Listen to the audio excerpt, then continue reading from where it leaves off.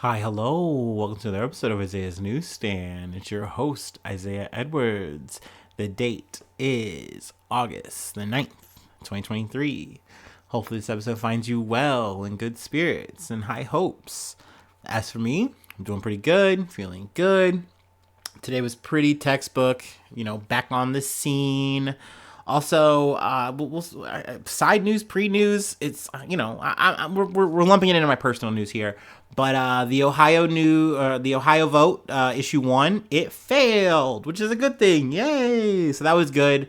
I've been kind of vibing positively about that.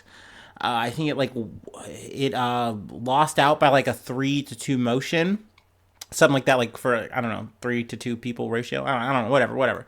But I was just happy to see that Ohio wasn't as red as I thought, or at least not on this single issue. You know what I mean? I think something that was maybe really important was just that the idea of like majority rule is just something that's very tied in to the democratic system, at least to the average American. You just think one person, one vote, right? Like, so the idea of bucking that trend, even if it's, for your little pet issue, like for, some people is, they want to be anti-abortion. Like, oh, I hate that shit. Like, it makes me so mad that people are like getting rid of these cells in their bellies.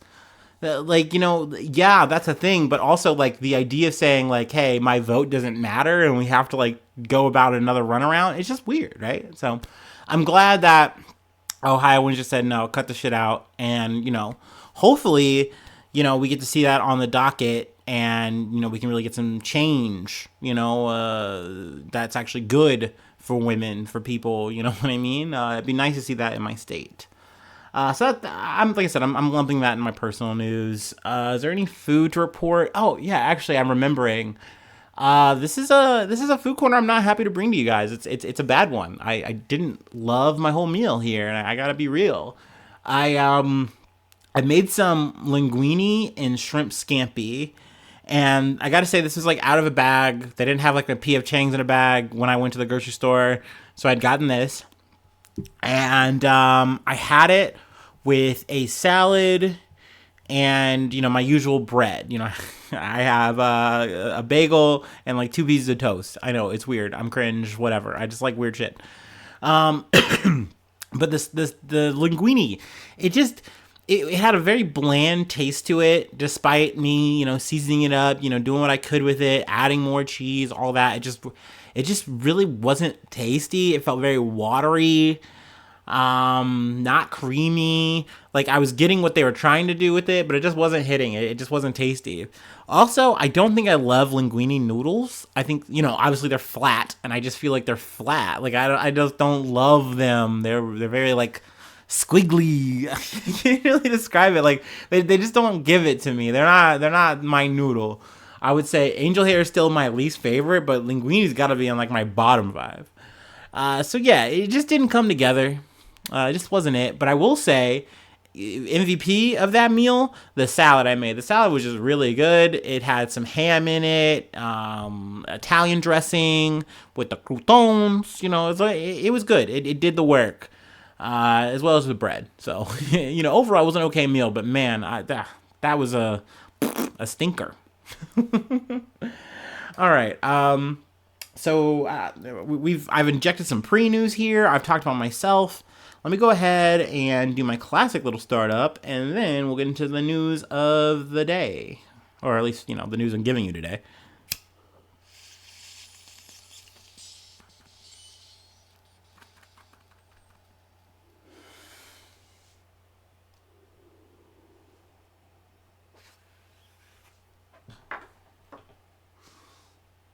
Ooh wee.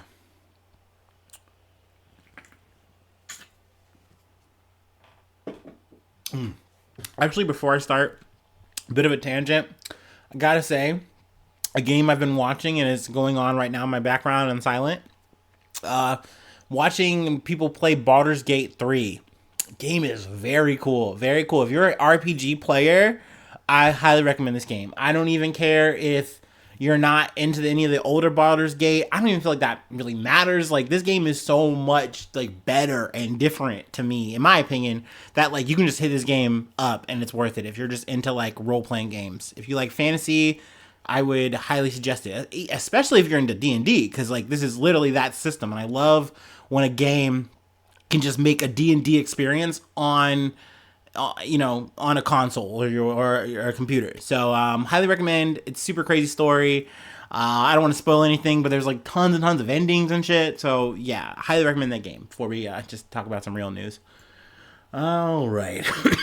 Oh, excuse me. From The Independent, Tory Lanez sentenced to 10 years in prison for shooting Megan Thee Stallion. Lanez was convicted of first-degree assault, among other felonies, in December last year.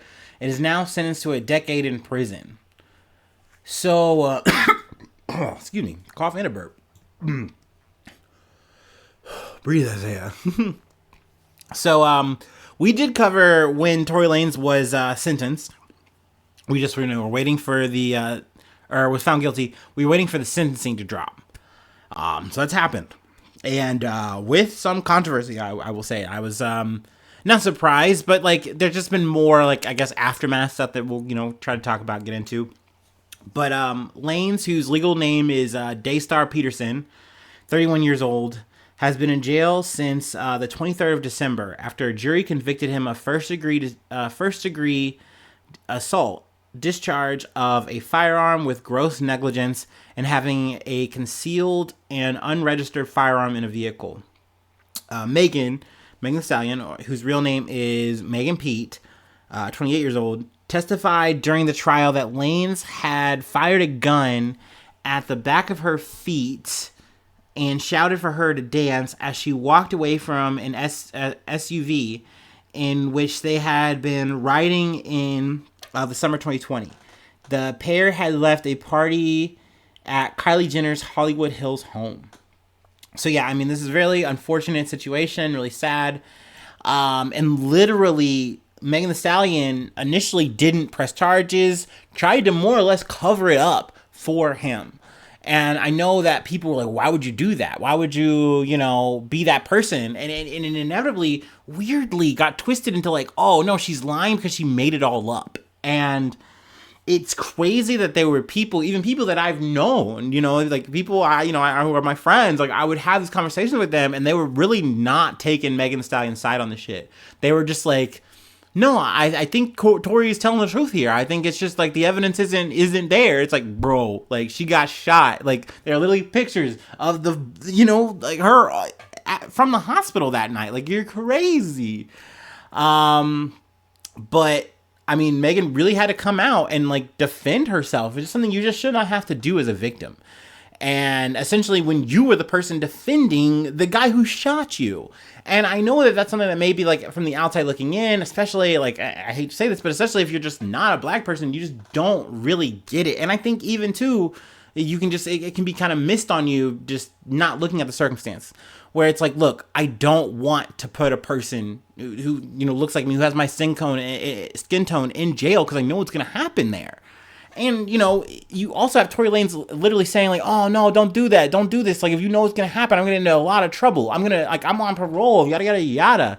And to me, it's just so crazy because in Tory Lanez's situation, this guy was in the wrong from the jump. He's over here talking shit, popping fresh. The argument gets out of hand. Megan does the right thing and just exits the conversation, literally leaves the car. And you go, dance, bitch, and you shoot at her. You literally shoot at her and you hit her. Like, and this person is running defense for you. And for some reason, you have to go, oh, you know what? No, actually, you're actually my enemy. And I'm going to make you the bad guy here.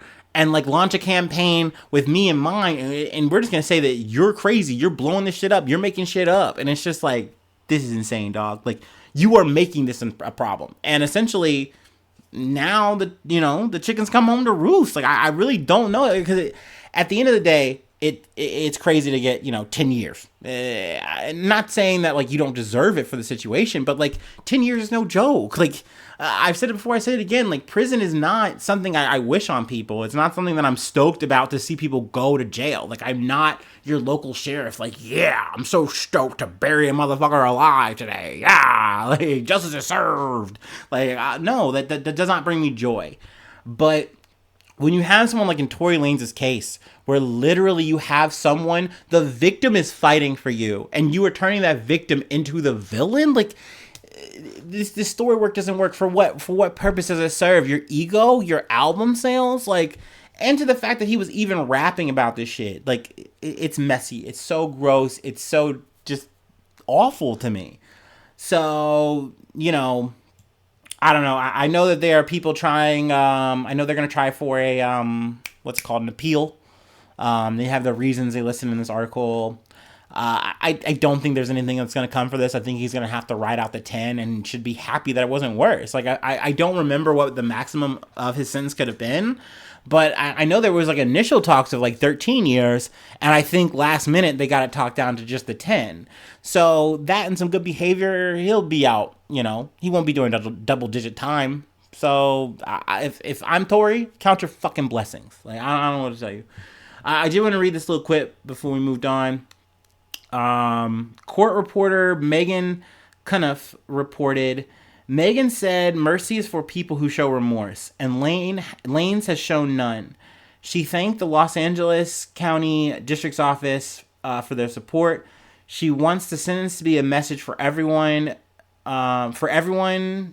woman of violence. Or she wants the sentence to be a message for everyone, women of violence. I don't know. Maybe I'm reading that quote wrong, but I understand that sentiment. It's like, look, I have to make an example of this person here for just my own sake, but also it's like people need to see like I deserve to be heard here. You know what I mean? And it's sad too that she's had to like literally says like I have to sometimes make a joke about it. Like I have to do what I have to do to make like get past it, because there are people out here who are literally trying to fight my narrative, fight my reality here. So I give credit to Megan Thee Stallion for speaking up. You could have easily just been silent here and just took it on the chin. But it's like, no, like I shouldn't have to do that. I was already fucking shot. No. So yeah, fuck Tory Lanez, dude. I don't know. I knew I was going to have to come back to this story. Oh, there was one more thing I wanted to talk about too before I let it go. During the court hearing, Judge Hereford summarized more than 70 letters of support for Lanez, including one from Australian rapper Iggy Azalea. And that was one of the first things I heard at the top of the day, kind of taking all this shit in, is that everyone was kind of cooking Iggy on this shit.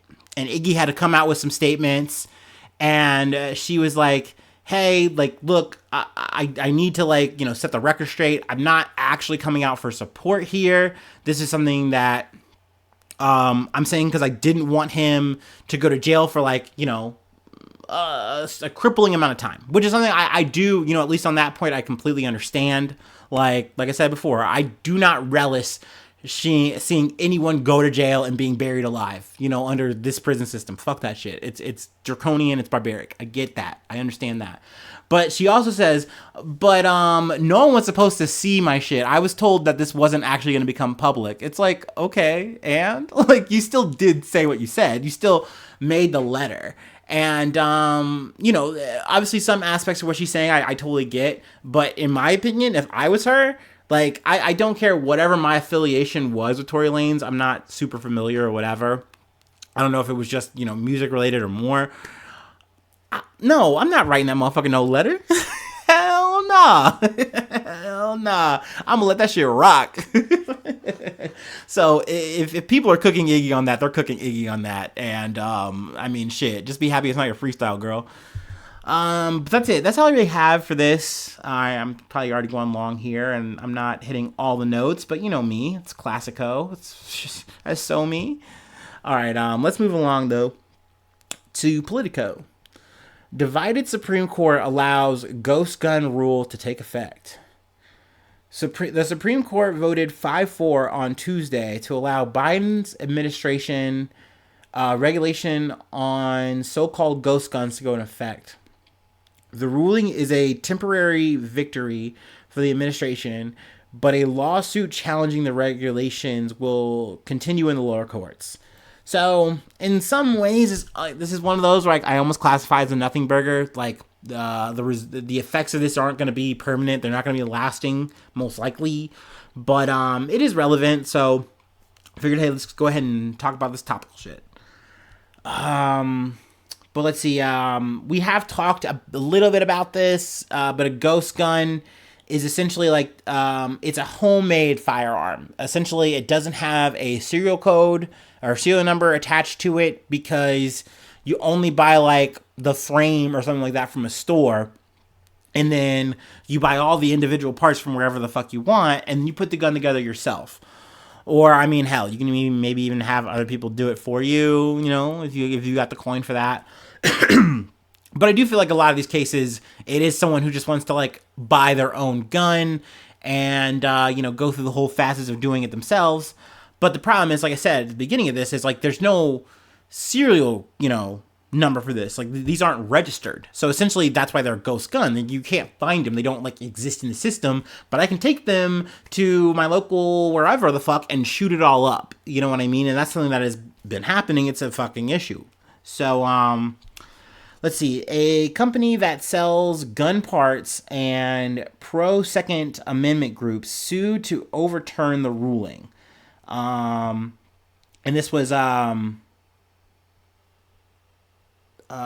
what is it? Is this the, okay, let me just read the whole thing. Let me just keep going. Overturn the rule. They argued that the ATF overstepped its authority. Okay, yeah, so this is from Biden's, ghost gun thing. And, the ATF is trying to enforce it.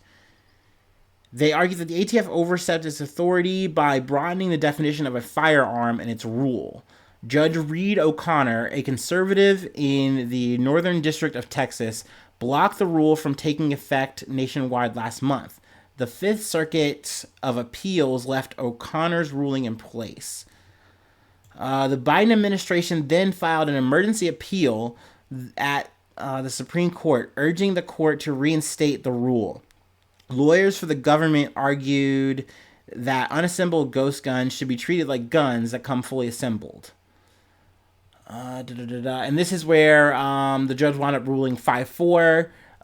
John Roberts and Amy Coney Barrett were the two that switched over from the supermajority in this situation. And because this was like on the shadow docket or whatever, they don't have to give their rule or their reasonings for the ruling. They just said, this is what we say, this is how it's going to be. But now it's still going to play out in the smaller courts, for the future. Now, I don't want to get bogged down anymore, as you can kind of already tell, I'm already in the weeds. But essentially, on Biden's side, they kind of made this argument that, like guns are like bookshelves or something at an IKEA. And you can't... Now I have to fucking read it since I used it. Okay, let's just read this fucking cockamamie, because I think both sides of this make weird arguments. Every speaker of English would recognize that a tax on sales of bookshelves applies to IKEA when it sells boxes of parts and tools and instructions for assembling them into bookshelves. And that's from Solicitor General Elizabeth Prelager. And then the court's insistence on treating guns differently contradicts ordinary usage and makes a mockery of Congress's careful regulatory scheme. So, I mean, I understand, I just don't like it. And then the attorneys from the challenging side countered that since gun kits don't always come with all the parts necessarily to make guns, the IKEA analogy doesn't work. A better analogy would be, and this is the quote now, a better analogy would be a taco kit sold as a bundle by a grocery store that includes taco shells, seasoning packets, salsa, and other toppings, along with a slab of raw beef, they argued. No one would call the taco kit a taco. In addition to assembly, turning it into one would require cutting or grinding and cooking the meat. And until that was done, it would be nonsensical to treat it as a food and equivalent of a taco.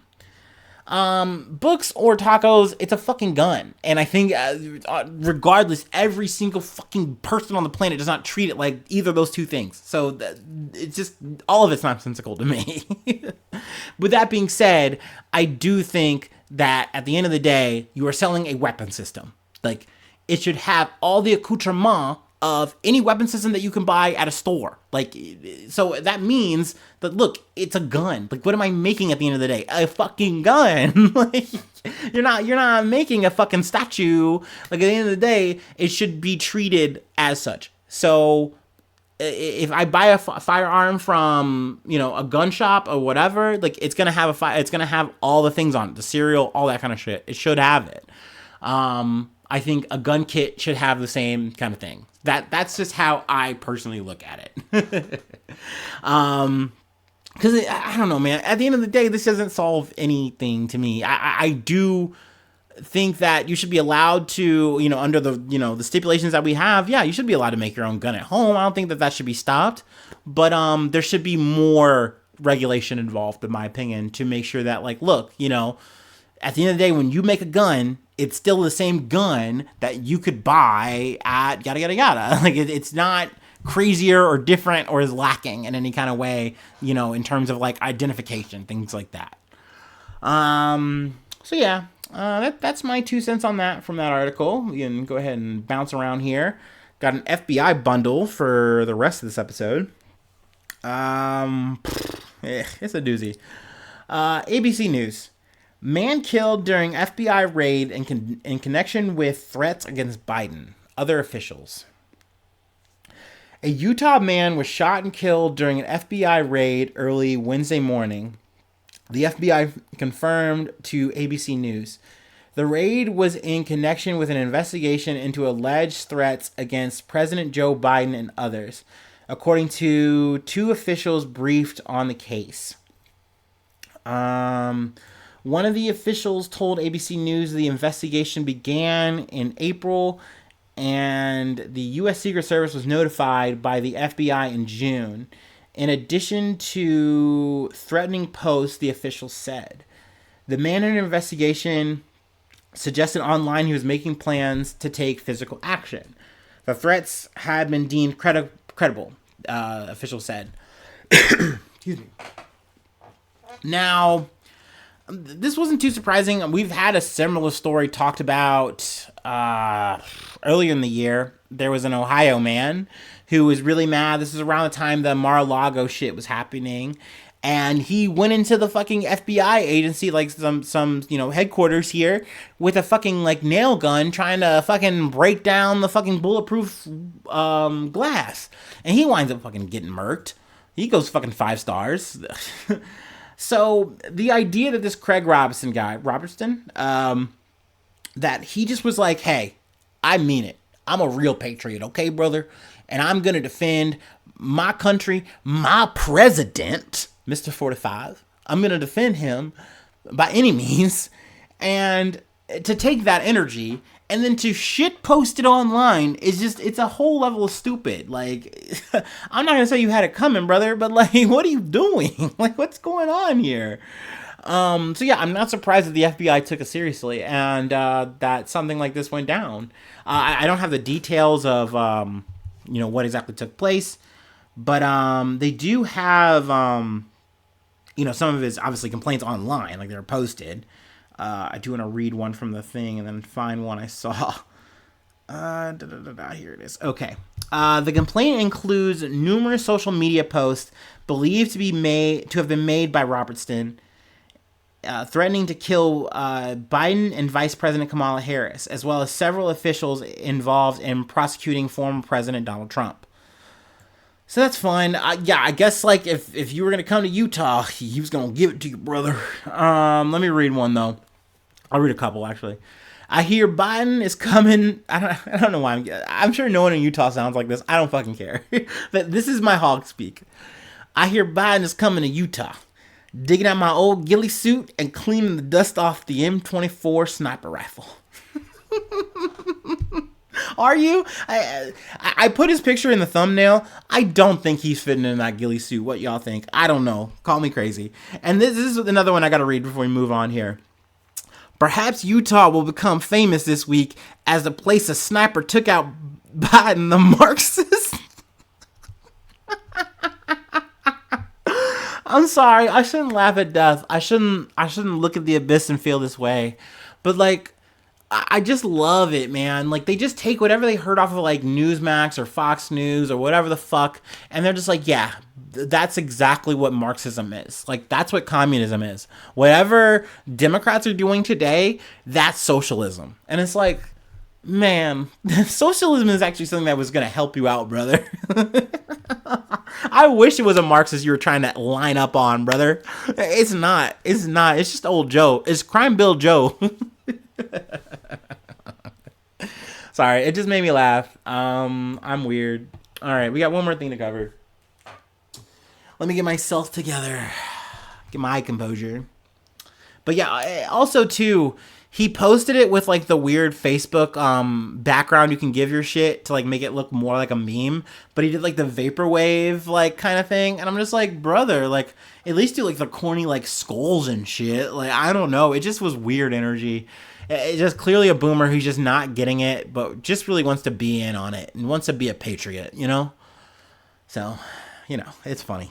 Life is really interesting.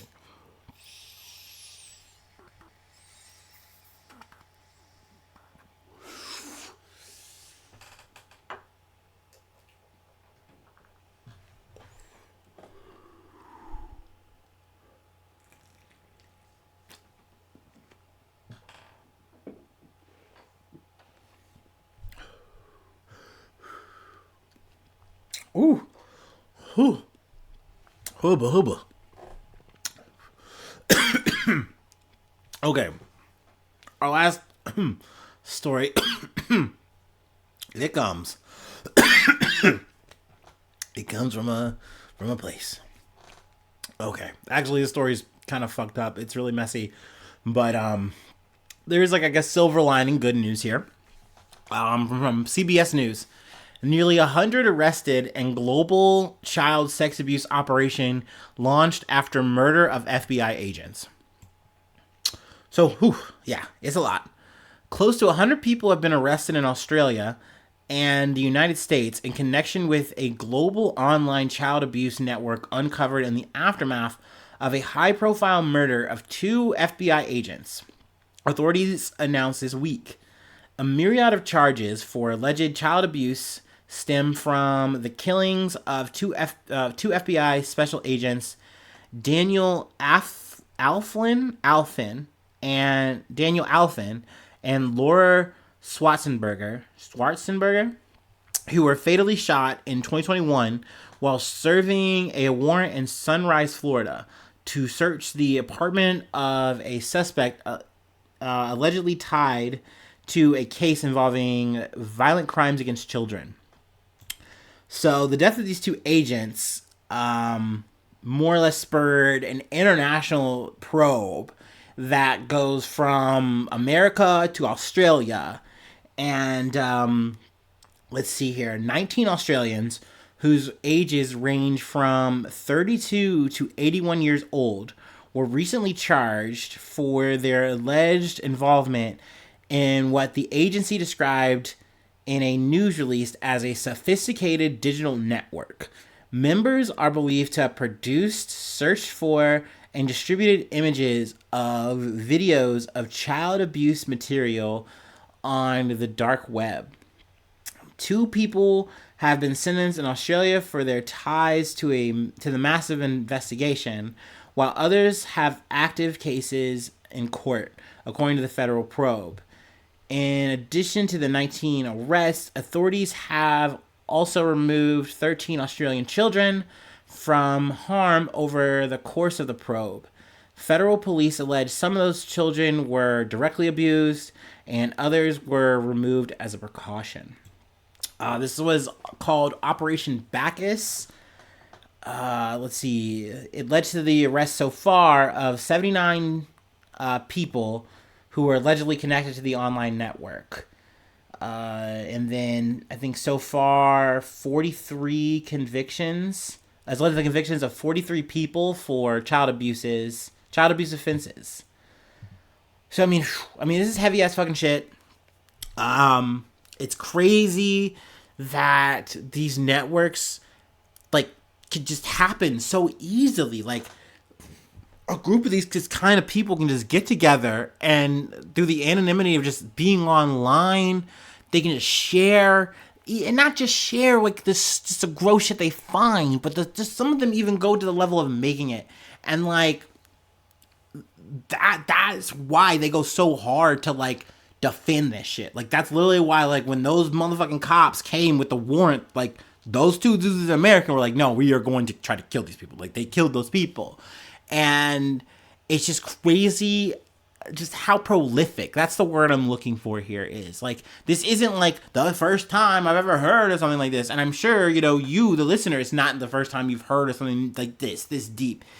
Like it's very just so sad that like this is a shit where I go, oh yes, the internet's fucked, the internet is depraved, this is disgusting, it's terrible, because you shouldn't have a highway like this, you shouldn't have the means to be able to do this kind of shit, like like it grosses me the fuck out.